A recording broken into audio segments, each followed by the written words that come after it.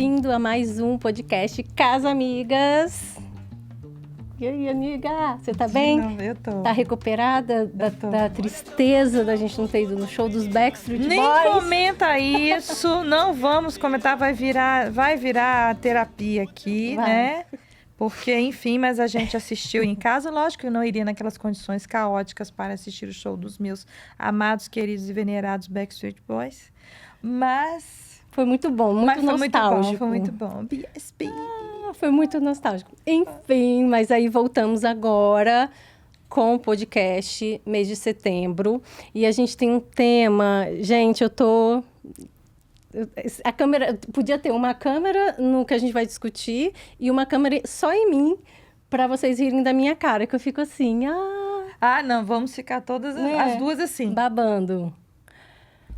Vai ser um assunto diferente do que... Eu não sei se as pessoas que estão acompanhando a gente estavam esperando a gente ter esse assunto.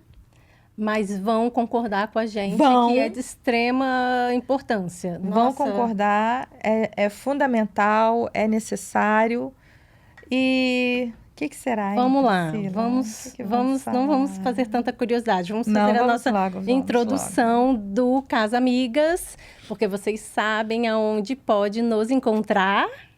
No Instagram, na Amazon Music, no YouTube e no Spotify. Isso. Estamos lá cercando vocês de todos os lados. Não quer ver?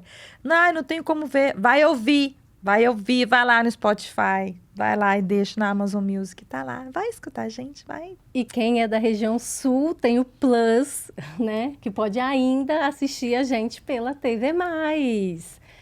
A TV+, canal por assinatura, para mais de 30 cidades do Rio Grande do Sul. Fica ligadinho, domingo, 11 horas da manhã, passa o Casa Amigas, beleza? É nóis. Tô esquecendo alguma coisa? Gente, eu tô achando tão chique, porque todo episódio a gente tem uma novidade para contar. E essa não vai ser diferente. Ai, gente, olha, vocês estão reparando uma coisa? Eu adoro ver Priscila anunciando as coisas. Eu adoro. Eu acho muito fino. Fino. Acho muito fino. Não, é que eu tô muito empolgada. Não, então fala, porque é você que tem que falar. A gente vai participar, né? O Casa Amigas foi convidada para participar do Donas Connection, que é um evento para mulheres empreendedoras, e a gente vai estar lá falando sobre mulheres e comunicação, sobre o poder da amizade como mulheres unidas e pessoas unidas, né? Não só isso, podem fazer a diferença, né? Então, Donas Connection, um evento da nossa querida Mônica Pinto, ela é a anfitriã, na verdade, do evento, né? Várias mulheres maravilhosas estarão juntos lá com a gente. E aí, se você quiser saber mais... Fique atento no Instagram, porque nós lançaremos algumas postagens lá para vocês descobrirem o que é, como participar. Niascar, Priscila, eu quero participar. Você pode participar. Então, siga lá as nossas redes, siga lá no Instagram, que em breve a gente vai estar colocando mais detalhes para você participar. Hoje já tem lá post. Já está saindo, já saiu. Eu estou atrasada aqui. Já saiu hoje, saiu um post lá, vai ficar fixado no nosso Instagram. Mas aí, para você entender um pouco, é um evento para mulheres que desejam movimento, inspiração e conexões verdadeiras. Num dia imersivo e leve para mulheres que queiram ou estão empreendendo. Tenho certeza que o contato e a troca que vocês que vão participar vai ter no dia vai ser inesquecível e vai impactar a vida de vocês, tá? Exatamente. O site, para quem já quer dar uma olhadinha lá... O evento vai ser em novembro, mas os ingressos já estão sendo vendidos, viu? É só você ir lá no monicapinto.info/donasconnection. Tem 2 N's aí. E garanta sua vaga, tá? Porque as vagas são limitadas. Tá tendo um burburinho aí já, então corre lá. Pronto. Mais alguma coisa? Não, senhora. Agora a gente vai... Vai para apresentar. Já falamos tudo que a gente tinha que falar, né? Que bom, porque eu quero ter mais tempo mesmo, porque a pessoa que a gente vai entrevistar hoje é um dicionário do tema. Uma enciclopédia, inclusive, do tema que a gente vai tratar aqui hoje. Cada minuto com ela, cada segundo é precioso. Então, vou apresentá-la. É nutricionista clínica há 15 anos, educadora em diabetes pela ADJ Diabetes Brasil, Sociedade Brasileira de Diabetes e Federação Internacional de Diabetes, além de pós-graduação em Gestão, Inovação e Serviços em Saúde pela PUC Rio Grande do Sul. Possui formação contínua de comportamento em saúde e nos desafios psicossociais do cuidado em diabetes por instituições como a Universidade da Califórnia e American Diabetes Association. Além da trajetória profissional, nossa entrevistada de hoje tem diabetes tipo 1 desde 10 anos de idade, gente. O que a torna sua atuação e a sua relação com esse tema ainda mais próxima. Seu propósito é apoiar pessoas, famílias, na sua jornada do autocuidado, mostrando que, mesmo diante dos desafios, é possível conviver e viver melhor com a diabetes. Bem-vinda, Ana Paula Porto. Obrigada. Estou muito feliz de estar com vocês. Adoro Casamigas. E eu acho que, embora o tema pareça ser específico, né? Meio pontual, mas é sempre bom falar do que é a vida da gente. Saúde, convivência. E o diabetes faz parte da vida das pessoas de alguma maneira, né? Então, vamos falar de diabetes. Já começou com o assunto ser bem pessoal também. Minha mãe, nem pedi autorização para minha mãe, né? Para falar isso, mas tá bom. Eu falo da família aqui, né? Mamãe passou um susto muito grande, eu também, nós da família, porque mamãe, ela estava com a diabetes extremamente alta. Na escala lá, não sei como é que é, mas a mamãe tinha passado do vermelho, a minha mãe já estava no roxo. O médico falou, vamos precisar cuidar disso rápido. E ele tinha mencionado insulina, minha mãe entrou em pânico, eu entrei em pânico. E acabando, a mamãe conseguiu resolver o problema dela, né? Com que tava regular as taxas. Regular, né? Tudo com a medicação, mas assim, uma medicação cara, né? No mês, foi quase 800 pau de medicação todo mês. Mas assim, nada se compara à vida da minha mãe, né, gente? Presta atenção também, né? Mas sim, foi uma situação, uma reviravolta com a mamãe de acompanhar. E eu tive que ir para Vitória para poder acompanhar melhor esse início dessa medicação, né? Fiquei lá uns 20 ou 25 dias. E depois voltei à distância. Mãe, tá tomando isso? Mãe, tá tomando aquilo? Então, eu tive um susto muito grande com relação à mamãe, sabe? E hoje ela tá bem. Hoje ela tá bem, ela tomou tudo direitinho. E agora ela tá ótima. Mas eu fiquei pensando sobre isso. É interessante a sua fala, desculpa já te cortar, porque como as pessoas não sabem direito o que é, como trata, acha que, né, as pessoas ligam logo a diabetes das coisas que a gente vê ruins, assim, que pode causar cegueira, que, né, Ana Paula, quando a gente conversou a primeira vez, a gente até comentou disso, mas não, você pode viver normalmente uma vida de muita qualidade. Então, as pessoas, essa desinformação, né, acaba deixando a gente, quando fica sabendo, fica tendo Sim. contato com esse tema, a gente fica assustado, né? E aí você falou alguém da família. Todo mundo conhece alguém que tem. A minha infância foi marcada, né, pela minha avó, que eu comentei. A minha avó, na década de 60, na verdade, depois eu fiquei lembrando, eu acho assim que não se sabia direito o que era, ninguém sabia, e a gente no interior lá do Espírito Santo, e ela morava na roça ainda, mas não tinha muita informação, então ela vivia passando mal. Só na década de 60 que ela foi descobrir o que ela tinha. E aí, mesmo assim, eu lembro que ela teve que... Eu lembro não, né? Minha família contando, minha mãe, minhas tias contando, que ela teve que vir para São Paulo naquela época para ter esse diagnóstico, para entender. Uhum. E aí, depois foi acompanhada com o médico da cidade vizinha, assim. Mas era tudo muito novo. E aí, ela teve vários abortos espontâneos, vivia passando mal.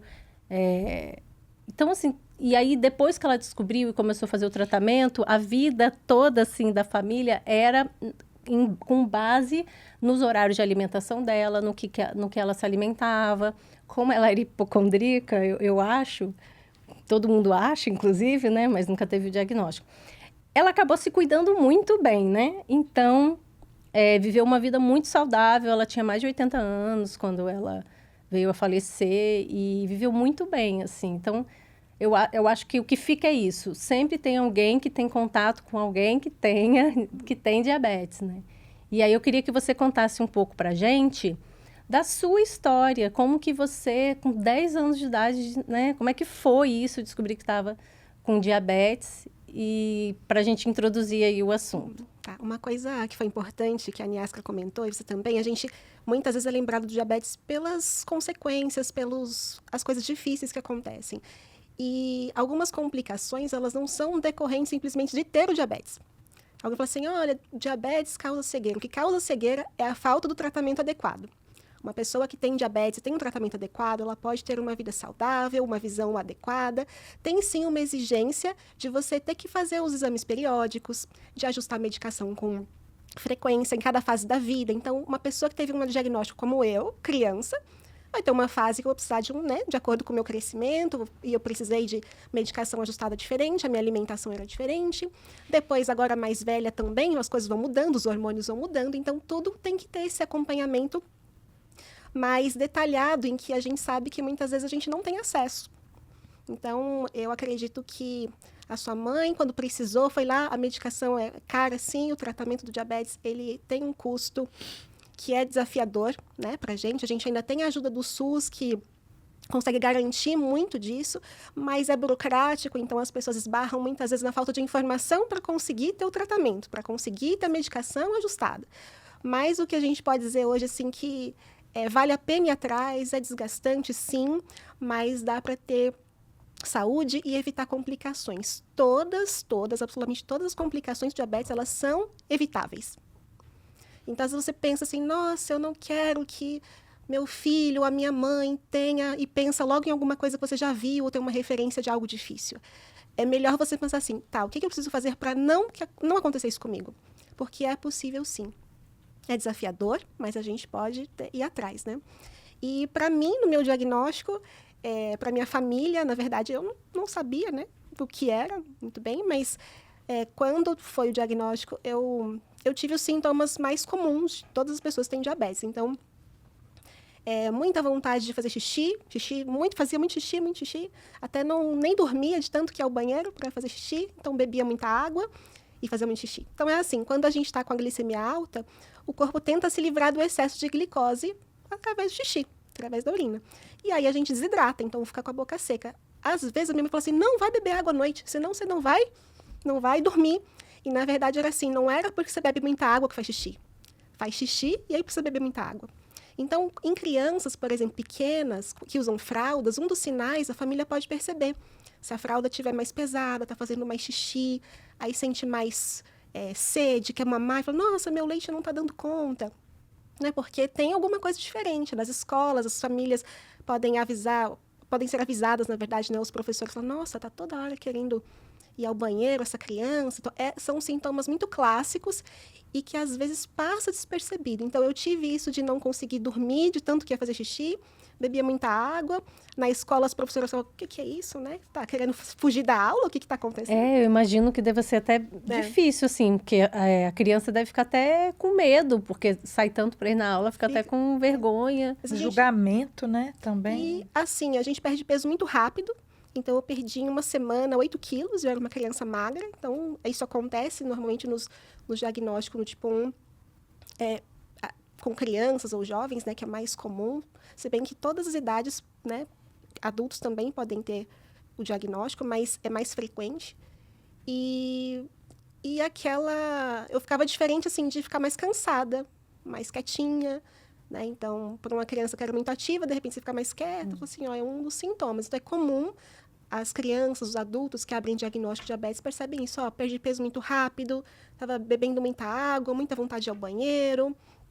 Pessoas que moram mais distante, mais afastadas, elas percebem, às vezes, que juntou formiga no banheiro, sabe? Então, tem, né? Ou percebe uma coisa diferente. Antigamente, quando não se tinham os exames, eles já suspeitavam que podia ser diabetes, porque como o corpo tenta se livrar do excesso de urina, aquela urina fica, assim, com um pouco mais de glicose. Então, isso atrai. Então, tinha algumas pessoas que já eram mais, assim, ligadas, assim, opa, tem que levar no médico. Para mim, minha mãe decidiu levar no médico foi pela perda de peso muito rápida. Então, alguma coisa errada, aí ela já pensou nessa questão de não conseguir dormir, de ter que ir ao banheiro toda hora, e a gente foi num pronto-socorro. Lá eles pediram exames de rotina, não fizeram a ponta de dedo, hoje em dia já a gente conseguiu recentemente que esse teste de glicemia capilar seja feito nos pronto-socorros, antigamente não era, mas já é feito isso para que se tiver com a glicemia alterada, você já tem um diagnóstico mais rápido.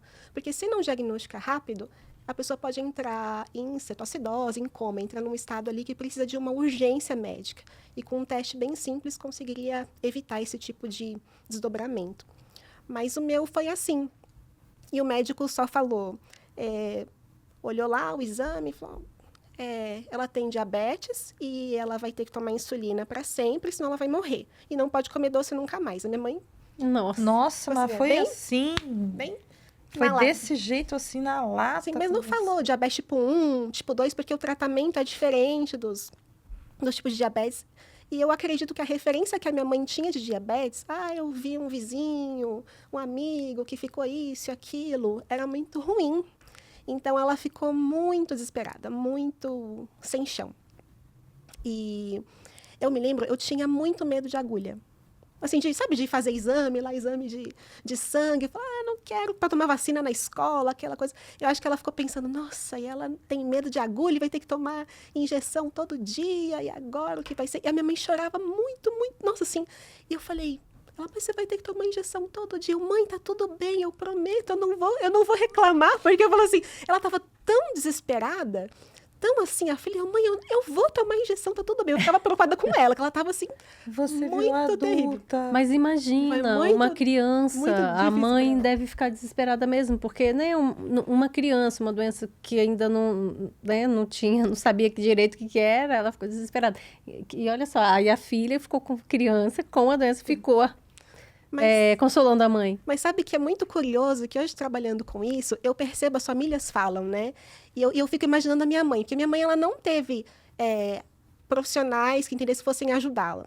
Quando eu comecei a aplicar as insulinas, uma vizinha sabia aplicar, eu tenho uma tia que também aplicava no marido, então ela já sabia, ela me ensinou e me ajudou. Mas a minha mãe ela mesma falou, deixa eu ir lá aplicar em você. Ela não teve um profissional para falar. Mas as famílias falam assim, eu não sei o que fazer. E ela é tão forte, fala assim, né? Fala das crianças. Nossa, o meu filho é tão forte, a minha filha é tão forte, ela vai lá e consegue. E eu falo assim, mãe, mas não dói assim. E ela imaginava que era aquela dor.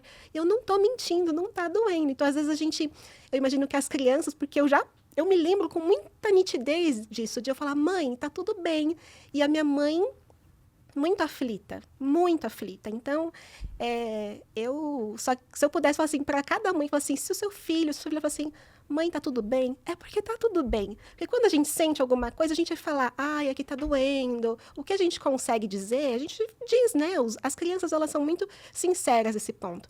E elas vão ser ouvidas também. Porque se tiver alguma coisa incomodando, aquilo a gente pode fazer de outro jeito. Então, uma aplicação de insulina não é para doer. Então, se tiver doendo, porque tem aquele pedacinho, aquele tecido ali já está lesionado, tem que fazer um rodízio. Então, você tem que escutar isso. Falar assim, mãe, aqui está doendo. Então, né, se é o pai, se é um cuidador, alguém que aplica, ouvir essa criança, esse jovem, ou o adulto ouvir a si mesmo. Tá doendo é para ficar lá. Aqui dói, mas eu vou fazer. Não é para doer. Existem agulhas específicas, materiais específicos para não machucar, porque é um tratamento que é para a vida toda. E essa agulha que você está falando, para as pessoas entenderem, é quando você precisa tomar a glicose, né? Aplicar insulina. Aplicar insulina, né? A injeção de insulina, que é o hormônio que faz com que a glicose entre para a célula para ser fonte de energia. Para o meu coração bater, para eu respirar, eu preciso de glicose. Essa glicose, todo mundo tem medo, fala assim, o diabetes é a doença do açúcar. Não, ela é da falta de insulina. O problema não é porque eu comi doce que eu fiquei com diabetes. É porque o meu corpo parou de produzir insulina, que é o hormônio que todo mundo produz. Se alguém falar assim, eu não sou insulino dependente. Você só que você produz a sua insulina. Então, a Niascara, a Pri, vocês são insulino dependentes, só que vocês não têm uma injeçãozinha, o seu próprio corpo produz lá. O meu parou de produzir. Então, quem tem o diabetes tipo 1 não tem mais. Então, não tem que falar assim, você vai se livrar da insulina. Não, a insulina, ela é a vida, ela é vida para mim. E eu preciso aplicá-la ou com uma injeção, no caso, hoje em dia eu uso uma bombinha de insulina, uma bomba que faz essa infusão. de insulina. Tem pessoas que usam uma caneta, que é um aplicador diferenciado, mas para quem tem o tipo 1, realmente precisa de insulina, de injeçõezinhas. Ainda não existe, é um hormônio que não tem como fazer em comprimido, né? Então, não tem essa opção. Existem pesquisas tentando outras coisas, mas não tem. E do tipo 2, daquelas pessoas mais velhas, não é um diabetes, mas é diferente. Ele é quando o nosso metabolismo não está conseguindo mais dar conta da entrega desse hormônio e dessa glicose. Então, tem insulina, mas ela não consegue fazer o trabalho todo tão bem quanto antes. Isso que é o tipo 1 e o tipo 2, né? Uhum. Explica, então, a diferença.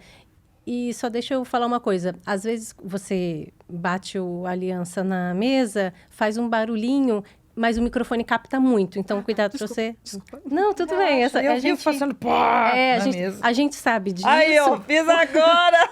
A gente sabe disso de tanto levar porrada Hoje é o Rafa que tá aqui, né? Hoje é o Rafa. Tá bom. Tá. Pode ir. Então, continua aí.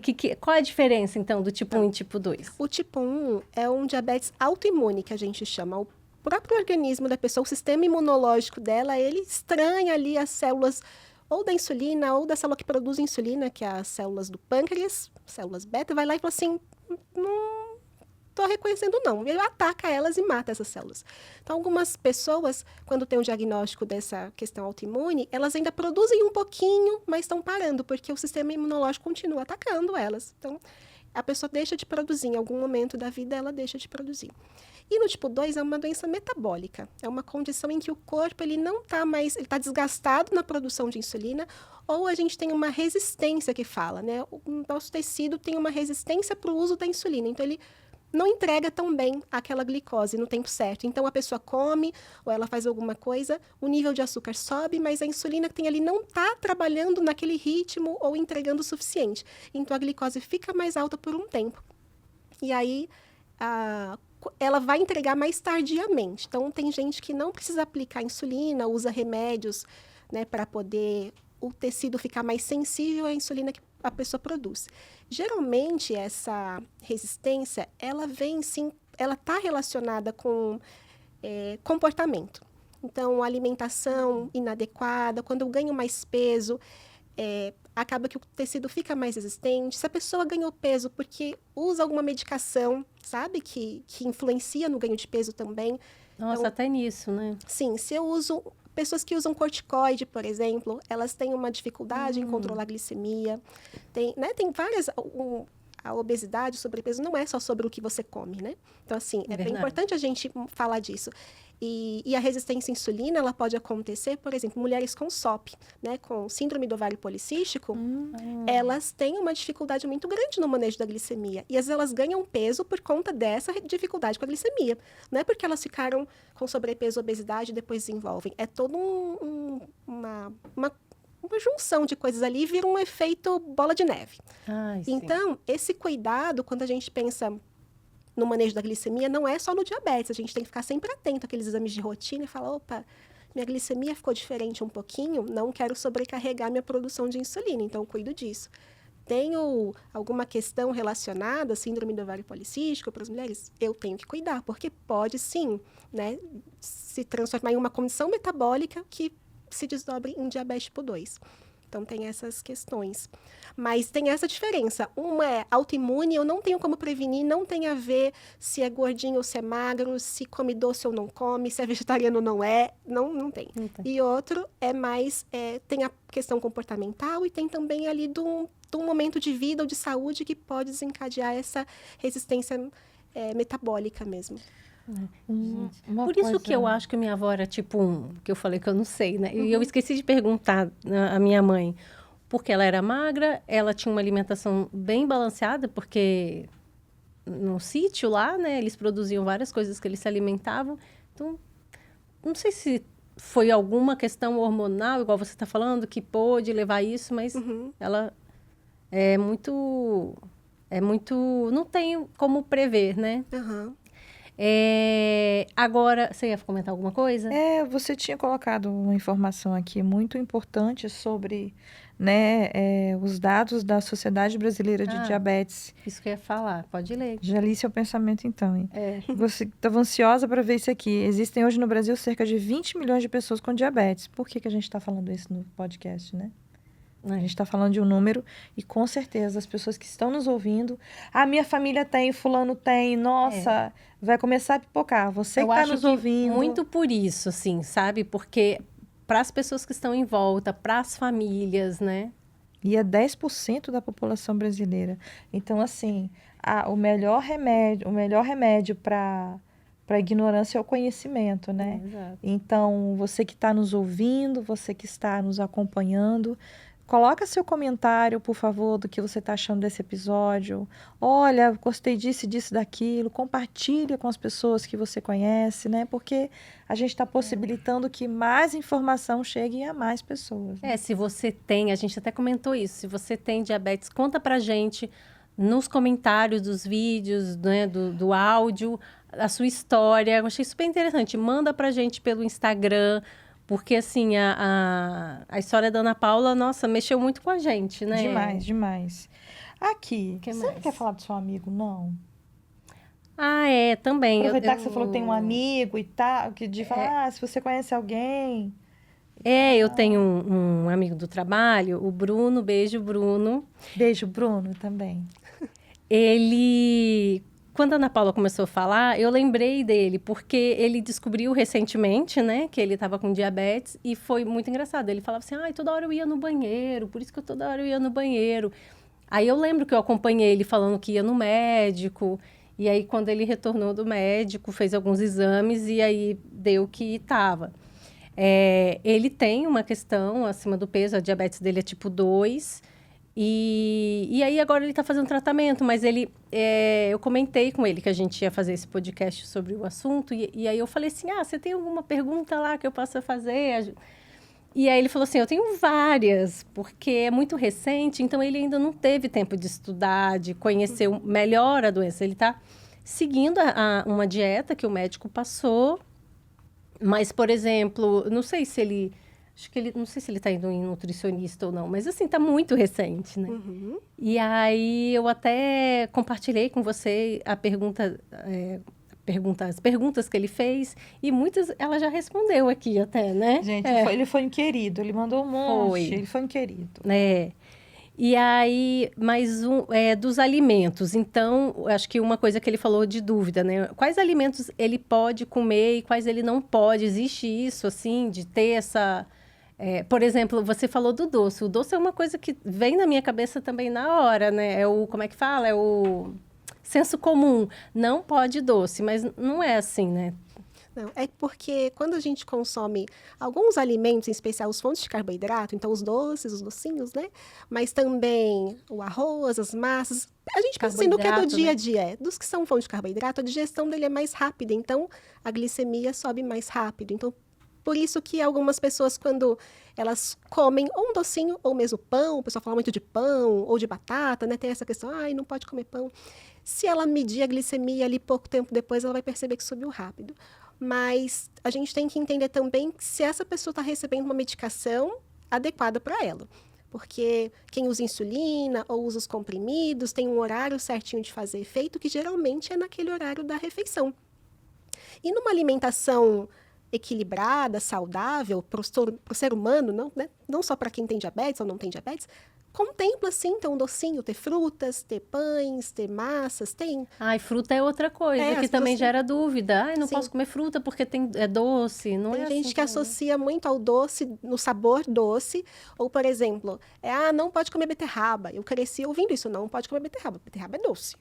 E beterraba é rica em fibra e tem pouquíssimo carboidrato. Então, essa pessoa come batata porque tem um sabor salgado, mas não come, né? Não, nada contra a batata. Batata pode também. Mas é porque são alimentos que as pessoas têm muito mito. Alimentos que nascem, que crescem embaixo da terra. Então, nada de mandioca, de batata, de beterraba, cenoura, não. Ele falou, não, pode sim, dentro da quantidade que é adequada. Quando alguém, por exemplo, seu amigo estava com sobrepeso, A gente vai pensar na alimentação dele para ele como um todo. Então, se ele precisa emagrecer e mudar a composição dele, então ele precisa perder gordura, provavelmente a nutricionista dele vai ajustar o que está em excesso para que estiver adequado e o carboidrato também adequado, só que em combinações melhores do que ele estava fazendo, para ele ficar bem por inteiro. Não só, né, na glicemia, mas a glicemia responde muito bem quando a gente consome fibras junto, quando eu consumo carne naquela refeição. Então, é mais uma questão de adaptação mesmo da alimentação, mas não tem alimento proibido. Tá, é adequado. E uma coisa que você também tinha comentado é que cada organismo, cada pessoa tem um jeito, vai ser uma dieta diferente, né? Como que a gente pode saber isso? A pessoa descobre que está com diabetes. O que ela tem que fazer? Primeira coisa, assim. Quando ela tem o diagnóstico, o médico foi lá e falou, olha, você está com diabetes.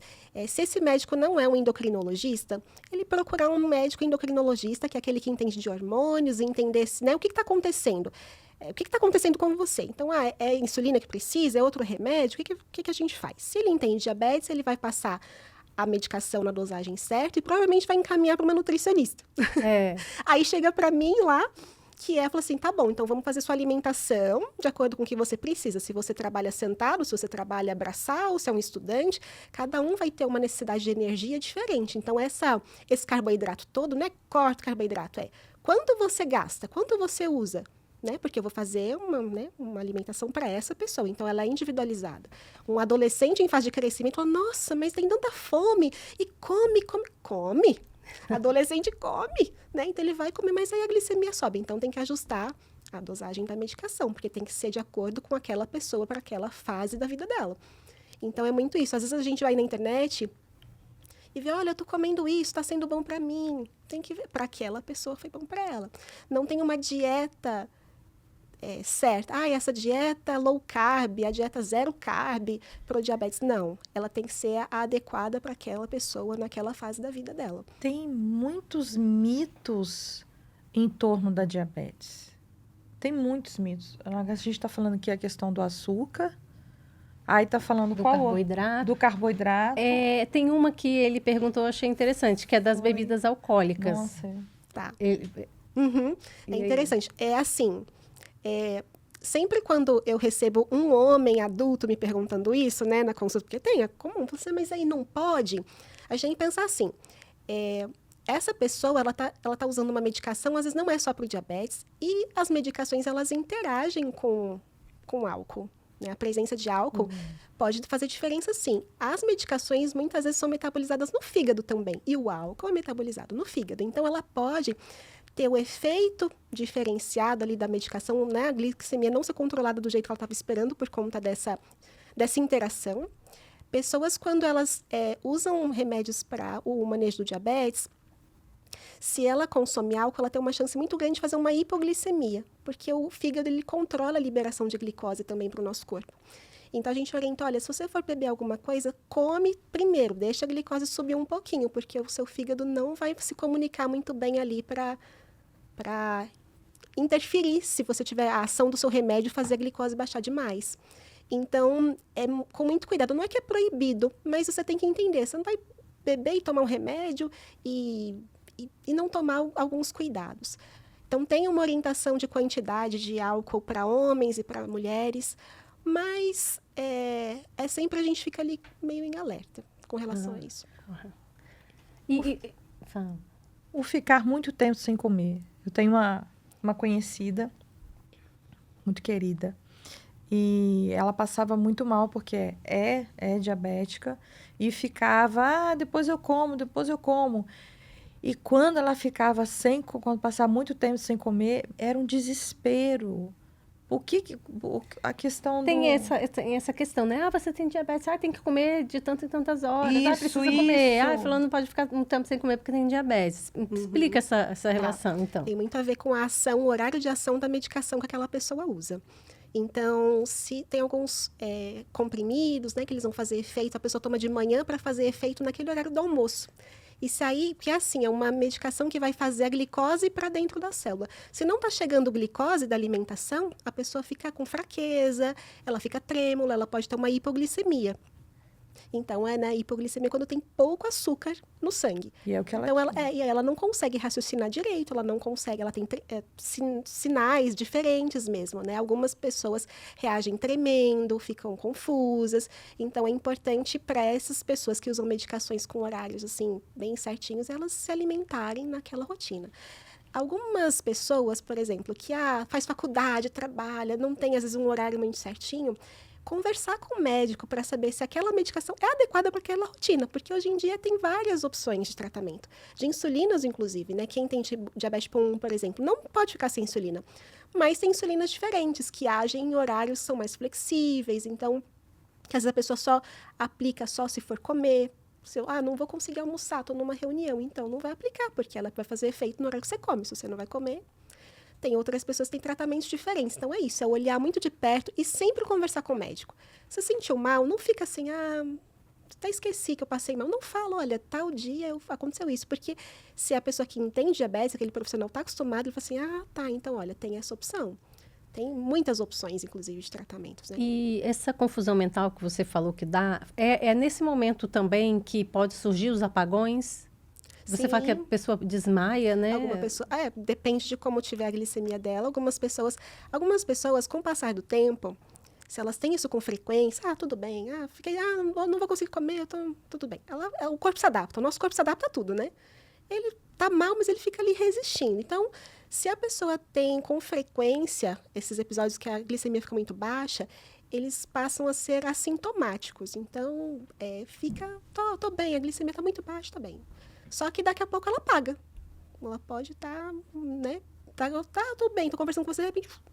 Porque o corpo não consegue entregar, não consegue dar aquela energia. A gente precisa de energia para eu estar falando aqui com você, pensando no que eu vou falar, eu tô gastando. Mas se não entra nada, se eu não comi, e eu tô com uma medicação agindo que deveria me ajudar, aí ela pode sim passar mal de perder a consciência ou de falar coisas sem sentido, porque o corpo ele vai dar prioridade para o basal, o coração bater e respirar. Pensar, ele não vai ser a prioridade naquele momento. Então, tem pessoas que elas ficam em pé, mas elas estão falando coisas e você fica, Nossa, que loucura, gente. É. E esses remédios para emagrecimento, o Ozempic, essas canetas emagrecedoras, principalmente as pessoas com diabetes tipo 2, você ajuda? Como? Então, esses remédios que a gente chama de semaglutida, eles são muito importantes no tratamento do diabetes tipo 2 e da obesidade. Tá? Ele tem um mecanismo de ação muito interessante, em que para o diabetes tipo 2, por exemplo, ele ajuda a diminuir aquela resistência à insulina. Ele faz com que o corpo, ele estimula a produção de insulina. Primeira coisa, ele estimula a produção de insulina. Então, aquela pessoa que não produz tanto, ele vai lá e estimula. E também, por conta de alguns efeitos colaterais, a pessoa passa a comer menos. Então, se ela emagrece, o corpo também fica menos resistente. Então, ele tem esses dois mecanismos de ação. Né? No diabetes tipo 1, existem pessoas com obesidade, né? Sobrepeso, obesidade, que usam também, mas não com o efeito de ser hipoglicemiante. Ele tem essa ação de... Ele não vai estimular a produção de insulina, porque aí a pessoa não produz mesmo. Mas se ela tenha o estímulo da saciedade já, ali, por conta daquele hormônio, ele fala assim, ele diz assim, você já comeu, mesmo sem ter comido, você já comeu. Então, a pessoa se alimenta menos, ela tem alguns efeitos diferentes e tem emagrecimento. No diabetes tipo 1, quando as pessoas usam essas canetas emagrecedoras, a gente tem um cuidado especial com relação à hipoglicemia. Porque, como eu falei, não dá para ficar sem insulina. Então, se você toma insulina e não come, é diferente, é um risco maior de hipoglicemia. Então, tem que ser um médico que acompanhe muito bem. A gente tem muitos efeitos gastrointestinais também com o uso das canetas. Então, quem fala que está emagrecendo porque está muito enjoo, fica com diarreias frequentes, é um efeito colateral dessa medicação. Então, a gente tem que ter cuidado, porque a nossa flora intestinal ela é muito, muito importante no manejo da saúde. Então, não é de uso indiscriminado, não é toda pessoa com diabetes que usa, mas aquelas que usam, se tiver uma recomendação de um profissional sério, faça do jeito que ele falou, nas dosagens que ele falou, não vai assim, sabe? É milagre. Não é um milagre, é só o metabolismo ali tentando ser ajustado, trabalhado direitinho. Mas foi feito para o tratamento do diabetes, né? Tem dado certo no tratamento da obesidade, mas com mecanismos de ação ali distintos, assim, mas são bons. E a cabeça da pessoa, né? Como é que tá como é que fica o psicológico? Como do que você tem acompanhado no consultório com os seus pacientes? E é o que você tem visto até agora. Como é que é essa questão da saúde mental e a diabetes? Olha, a gente não consegue... Tem duas coisas importantes que a gente pensa assim. Não é só sobre o pâncreas, não é só sobre números, né? Não é, que quando a gente pensa no diabetes... E o diabetes é uma questão de família. Então, é a mãe ou a esposa ou o marido, né? Que chega ali com a pessoa que tem diabetes. E é muito comum que... É um familiar que me procura, geralmente, né? Quando são os adultos, é um familiar que procura. Ou as mães, né? Quando são as crianças, são as mães que procuram. Mas as pessoas estão muito desesperadas. Normalmente, elas procuram... Não é assim, eu quero saber, eu quero melhorar a dieta. Não. Quem procura um nutricionista, geralmente tem uma aflição muito grande, né? Aí a gente lembra da sua mãe, né? Eu já que sei. Ficou desesperada lá, quando você era criança e descobriu. E você falou que trabalha muito com isso, né? Com essa mãe, com esses pais que descobrem que o filho criança está com diabetes, né? Então, Sim. Não é só a saúde mental da pessoa que descobre que está com diabetes, é da família, né? É uma sobrecarga grande porque são muitas informações. É uma pessoa que vai ter que pensar que ela tem que repor um hormônio vital para uma outra pessoa. Uma pessoa que sente hipoglicemia ou sente a hiperglicemia ou nem sente. Então, ela tem que adivinhar, não posso adivinhar, eu tenho que medir, mas eu penso que se eu medir, eu estou causando uma dor. Geralmente associam, né? As agulhas, o medir, a ponta de dedo, associa sempre muito a dor. E isso é importante a gente ouvir. A primeira coisa que eu tenho que fazer quando chega alguém para mim é ouvir, para saber como que eu vou ajudar, qual é a principal dificuldade dela ali. É ver o filho aplicando insulina, não querer acordar ele de madrugada para saber se está bem ou não, mas você tem que furar e tirar uma gota de sangue. Aquela mãe começa a chorar antes de fazer o teste. Nossa, eu preferia que fosse em mim. Sempre isso, eu falo assim, né? E a criança dormindo, tá? Nem acorda. É que é todo dia, toda noite. É um desgaste muito grande. E o impacto financeiro também conta muito. O apoio da rede, se você não tem um médico, um profissional adequado, que fala a linguagem do diabetes, é muito difícil, porque parece que tudo você está reclamando. Porque é todo dia informação nova. Um dia subiu, um dia está baixo. Outro dia não quis comer. É porque estava muito alta a glicemia. Mas o que eu faço? A pessoa olha um número, ela não sabe, ela não foi orientada sobre o que fazer com aquele número. Fala assim, ela recebe uma orientação. Meça a glicemia 5 vezes por dia. Tá bom, ela mede, mas ela não sabe o que fazer quando ela olha aquele número. Não deu tempo de explicar na consulta. Então, o meu trabalho de educador é esse, não é só fazer um cardápio, come aqui. Se a glicemia não estiver adequada, naquele momento, a gente nem sabe se a pessoa vai conseguir comer ou não. Não é só sobre o que ela vai... E tem hora que está tão baixo que ela precisa do docinho, aquele justo que o pessoal está falando que não é para comer. Então, eu já passei situações de ir para o hospital, mas eu precisava só tomar um copo de água com açúcar. Mas disseram para minha mãe que se eu tomasse qualquer coisa de doce, não. E aí chegava no hospital, também não explicavam. E hoje em dia, 2025, as pessoas também fazem isso. Falam, não, olha, tem que estar na prescrição. Ele tem que carregar a balinha, se precisar é água com açúcar ou com mel. São orientações básicas. Então, essa questão do atendimento em diabetes, ele não é só prescritivo, ele é de educação mesmo. A gente tem um lema que, assim, educação em diabetes não é parte do tratamento, ela é o próprio tratamento.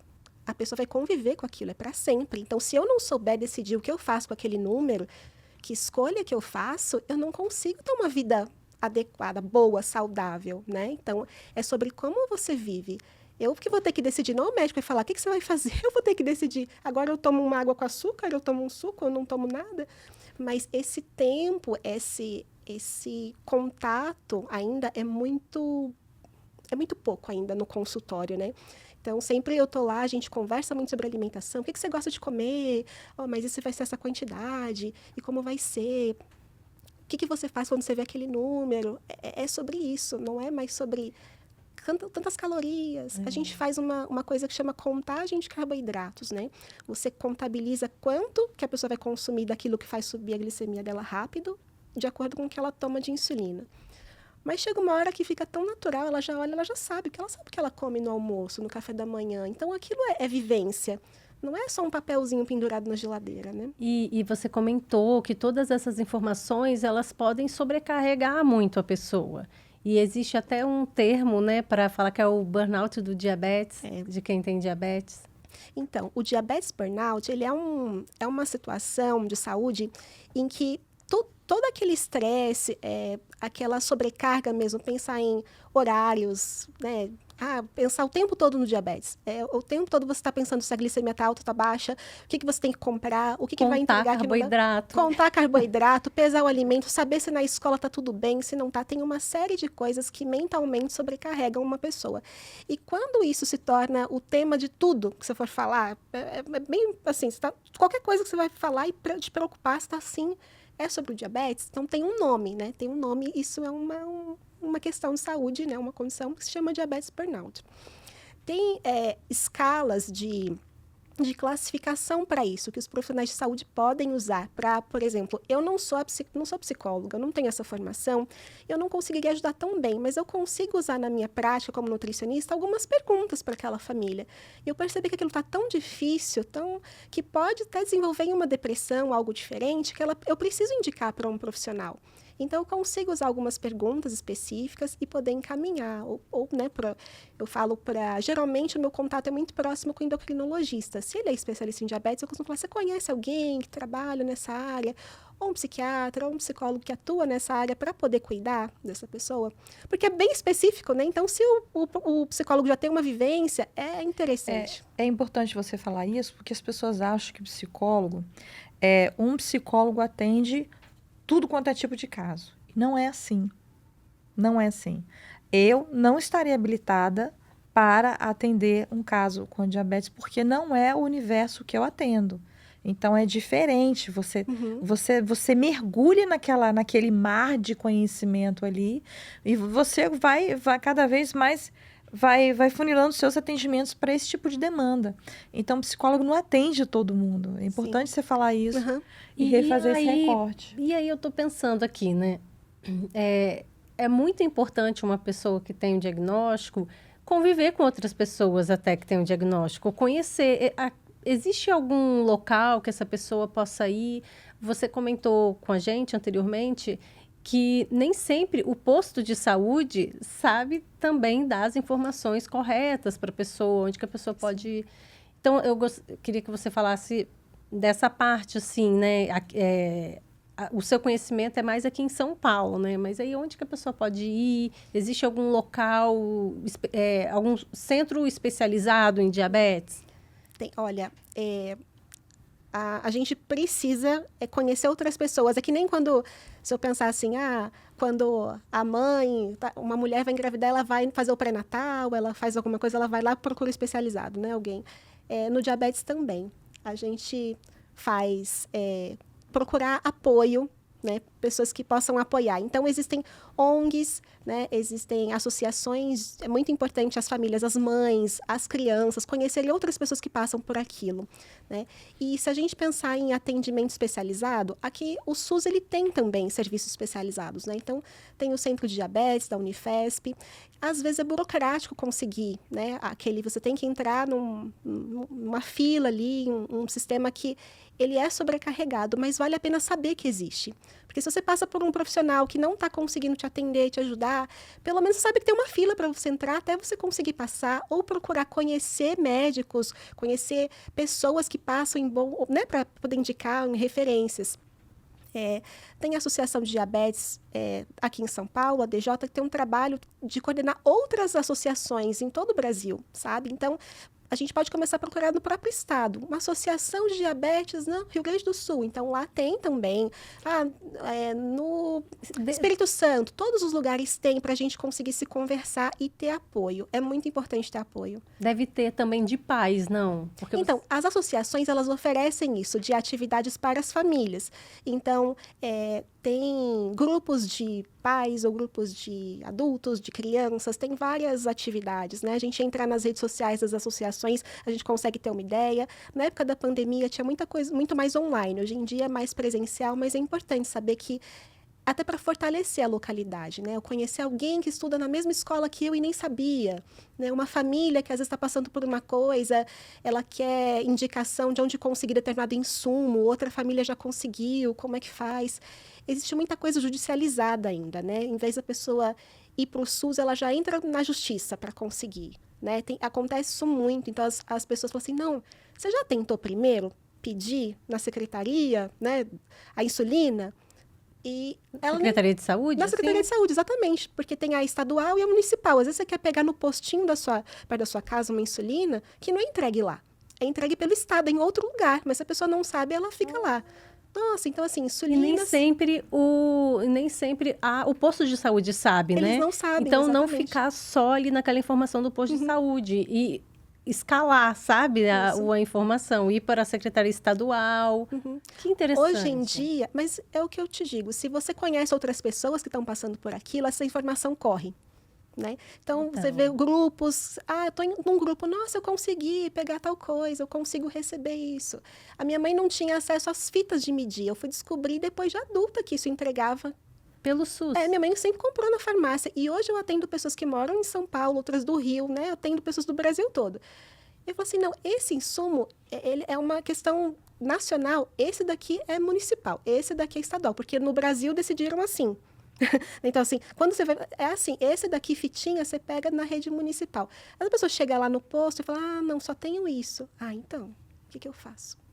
Ela fica... Porque ela não tem informação. Então, quando a gente tem informação, a gente consegue. E a gente passa para frente também, né? Então, as mães se ajudam muito. Às vezes tem UBSs especializadas, né? Agora que eu lembrei, tem uns lugares que são especializados, que na farmácia da UBS você vai achar de um outro bairro e você pode, de outra região.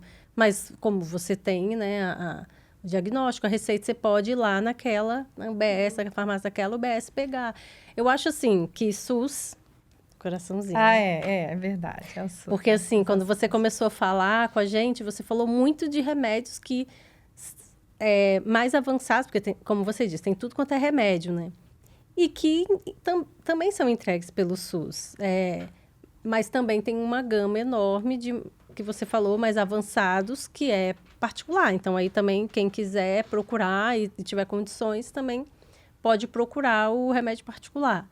Mas você falou também da Medir, que tem equipamentos que você mede o tempo inteiro, não Os tem? sensores de glicose, né, a gente já tem, assim, é uma tecnologia, né, no tratamento do diabetes, em que você, em vez de precisar... A pessoa eventualmente tem que furar o dedo, sim, mas a gente usa, né, sensores de glicose, ficam medindo 24 horas. Então, é muito interessante esse apoio do acompanhamento do diabetes na escola ou na família, quando está, né, à noite dormindo, a criança ou alguém da família, poder saber como está a glicemia, mesmo com aquela pessoa dormindo. E a gente tem isso, né? Nossa, é muita coisa. Tá na hora já de você falar dos livros, mas você falou aí da escola e eu lembrei que você tem contato, você já, né, atendeu pessoas, mães que ficam largam o emprego para ficar na porta da escola, porque vai ter o horário de medir a glicemia, né, do seu filho. Conta um pouco essa parte aí, essa história que você contou. Essa é uma rotina, né, para muitas famílias, para muitas mães.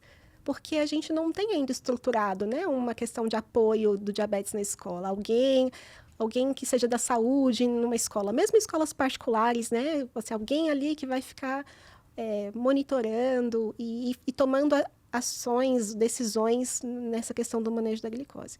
Então, a mãe é o responsável, o pai, né, enfim, alguém da família que vai ficar lá na escola, fica lá. Aí, a hora que tem que medir, vai lá e mede, se vai dar o lanche ou não, a pessoa que decide, porque ela se responsabiliza. A gente sabe que a escola, em geral, elas têm uma sobrecarga muito grande, né, de responsabilidades, e se eles não têm informação ou não sentem seguro para ajudar, eles têm o direito de se recusar. A escola ela não pode negar a vaga para uma criança que tenha diabetes, mas ela vai colocar também as regras, e as mães elas vão aceitar, porque elas também, se ela percebe que não quer colocar a vida do filho em risco. Então, assim, se alguém deixou claro, olha, eu não sei o que fazer aqui, também não estou, né, não sei o que fazer, você fica aqui e faz, a mãe vai lá e fica. A gente luta muito para que tenha, assim, mais apoio, que as escolas tenham algum tipo de de profissional ali que possa ajudar, né? Mas ainda não temos muito disso. Então, sim, faz parte da rotina de muitas famílias, de muitas mães terem que largar trabalho e ficar ali. Então, Nossa. essa questão do... E a gente perceber, assim, que essa questão do burnout, de tantas outras situações, é justificável, né, quando você vê tudo isso. E se a pessoa não tem apoio, se ela não percebe que tem coisas acontecendo para ajudar, aquilo se torna ainda mais difícil, mais pesado. E as referências na mídia, na internet são negativas, aquilo às vezes parece sem sentido. Então, sim, ainda é muito presente questões emocionais e de saúde mental, mais visível em famílias com diabetes. E você tinha falado que tem uma proposta de lei tramitando aqui em São Paulo. Sim, já está para ser sancionada. Já, assim, o prefeito só falar vai aprovar, que é os sensores de glicemia, de glicose, né, para crianças escolares, né, até 12 anos. Então, que essas pessoas as famílias tenham direito a ter sensores de glicose, em que a mãe consegue saber de casa como está a glicemia. Se ela estiver longe, ela poder falar, mandar no WhatsApp, pode comer, vai comer tanto, vai aplicar tanto. Algumas crianças, elas já conseguem, né, aplicar em si mesmas, elas conseguem saber o que ela vai comer. Então, essa conversa da família com a escola e essa confiança, se você tem um sensor, se a mãe tem os dados, é muito importante. Gente, prefeito de São Paulo, pelo amor de Deus, assina isso. Porque, assim, é o que você falou. Às vezes, a proporção de alunos com diabetes na escola é pouco. Só que olha a importância disso para várias pessoas que estão ali em torno dessa criança, né? Então, assim, é extremamente importante que essa lei seja aprovada. E é uma questão de inclusão, né? De eu pensar assim, a família, a escola se sente segura de que ela vai conseguir participar das atividades da escola, ela está bem, a glicemia está ok, ela não vai passar mal para fazer a atividade física, para ela passear, enfim, fazer o que tem que fazer. Isso é muito importante, bem especial. Mas a gente está com o tempo curto, conta dos seus livros para a gente finalizar, porque você trouxe uns livros bem interessantes, né? Tá bom. Conta. Deixa eu contar aqui, então. Vou indicar para quem quer aprender um pouquinho mais sobre diabetes ou quem já tem um diagnóstico de diabetes tipo 1 na família. Esse é um livro muito legal do meu amigo Mark Baroni. Ele tem diabetes tipo 1 também, ele é um educador em diabetes. E ele criou de um jeito parecendo uma cartilha. Uma linguagem muito fácil, acessível, sobre vários temas. Acho que tem quase tudo aqui. Mas ele é muito gostoso e para quem tem um diagnóstico, de repente não sabe o que fazer, está bem perdido, esse aqui fala de uma maneira muito direta sobre alimentação, sobre mitos, sobre ajuda também, questão emocional, psicológica, tem muitas coisas. Eu amo. Mark foi incrível. Nossa, que ótimo para as pessoas. Ele é um lindo. Que esse livro é lindo também. Ah, que ótimo. Pessoas que estão, igual o meu amigo Bruno, né, que queira saber mais, descobriu agora. E ele fala, conheça mais e viva melhor. Conheça mais e viva melhor. Gostei muito do nome. E tem tudo a ver com o nome do episódio, né? Que é diabetes e o começo de uma nova vida. A gente... todo dia é um recomeço, né? Todo dia a gente olha e fala assim, como é que vai ficar hoje, né? E a gente sempre quer que fique melhor. A gente quer sempre ser melhor. É uma cobrança muito grande, mas é uma realização também. Que você fala, nossa, deu certo. Porque é muito difícil você fazer todo dia. É assim, você vai fazer aquilo lá. Se você fizer igualzinho, não vai ser igual o resultado. Não vai. Se eu aplicar a mesma quantidade de insulina hoje e a mesma amanhã, não vai. Amanhã eu vou precisar de outro jeito, porque amanhã eu vou ver outras coisas. Eu vou andar um pouco mais ou um pouco menos, eu vou me emocionar de um jeito diferente.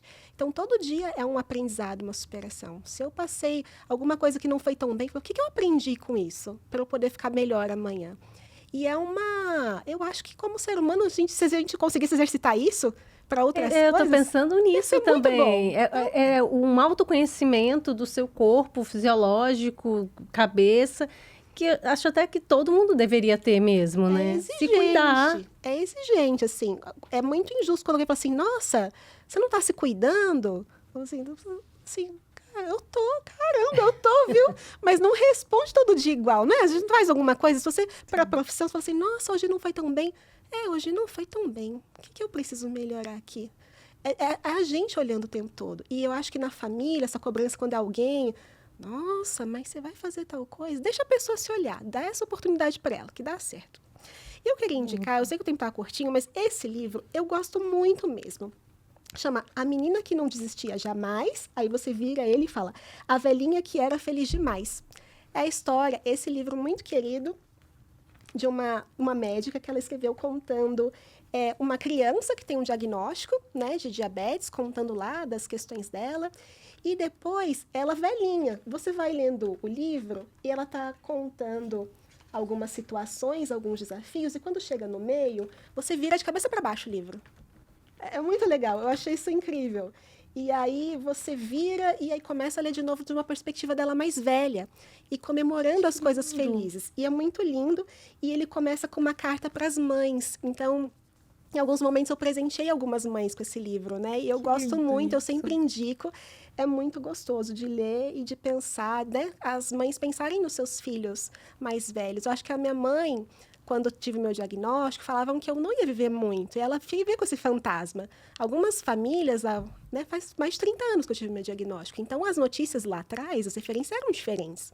E tinha aquele fantasma. E hoje em dia, quem recebe um diagnóstico também tem isso. Nossa, a pessoa não vive muito. E, de repente, você fala assim, olha lá, fulano tá bem. E é muito bacana. Então, esse livro, para as famílias, né? Nossa, pra adultos fundamental. também, porque eu li também, ele é adulto, eu achei lindo também. Então, Eu tô com vontade de ler. Muito gostoso. Duas. Tá?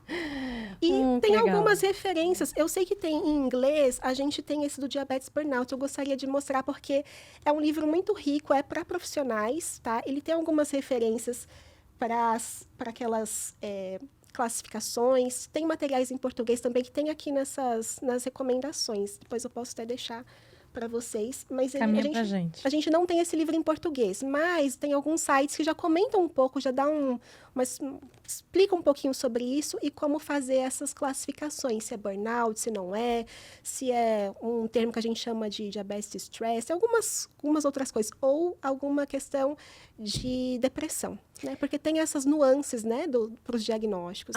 Isso, agora você falou isso, eu lembrei. Você falou até de bulimia, né? Que pessoas com... Minha asca tá quase me batendo, porque hoje... Você não vai puxar essa, que você vai me quebrar. Você me quebra em 1 bilhão de pedaços. Mas também tem isso. Gente, essa mulher é o Google, o Google acadêmico do diabetes, cara. Ela sabe tudo, a mulher sabe tudo. A gente tá encantada com tanta coisa que você passa.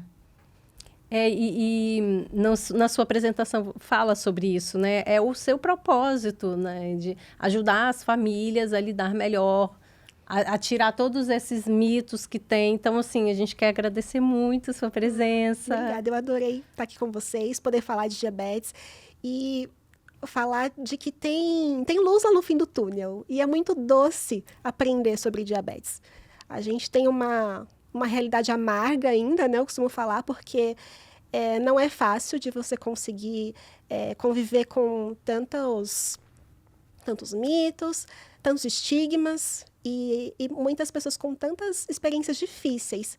Mas vale muito a pena a gente conseguir comemorar cada conquista, cada dia. Aprender com o que é difícil, tornar a vida das pessoas mais leve, mais agradável, viver mesmo. Eu sou muito grata pelas oportunidades que eu tenho, pelos amigos que eu fiz do diabetes, pelos profissionais incríveis que eu conheço, pelas famílias que se apoiam, que se ajudam, porque é assim que a gente consegue, sabe? Eu sou muito grata pelo SUS, eu estou viva graças ao SUS, e eu sempre oriento, procure ajuda, conheça outras pessoas, faça amizades, deixe seus filhos viverem cada dia, aprenderem. É muito complicado você falar para uma mãe que, deixa ele fazer isso sozinho, mas celebra cada coisa, cada conquista, cada aniversário que ele foi comer um brigadeiro, sabe assim? Porque é possível, é muito bom. E eu amo trabalhar com isso.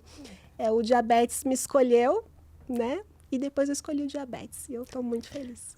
E como que as pessoas também podem te achar para saber mais seu trabalho? Passa o seu contato aí. Você tem um Instagram, né? Eu tenho um Instagram, nutri.anapaulaporto. E eu atendo online.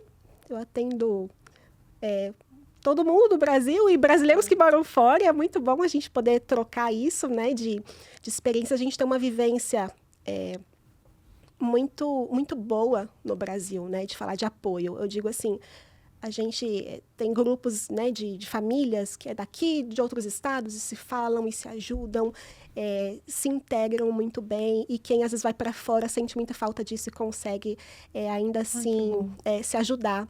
Tem países que têm culturas muito mais conservadoras, têm muitos mais preconceitos. E não tem uma saúde pública igual a Não nossa. tem. Igual a nossa, você falou tudo. Sim, e não tem acesso.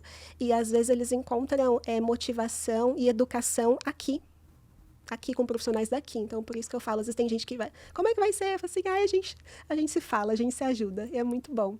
Então, eu tenho experiências muito ricas no atendimento online, eu gosto muito. Eu gosto do presencial, gosto de ver os olhinhos, né, olho no olho, mas é muito, muito gratificante poder ser útil. E então, eu tô aí, tô nas redes sociais e tô aqui também.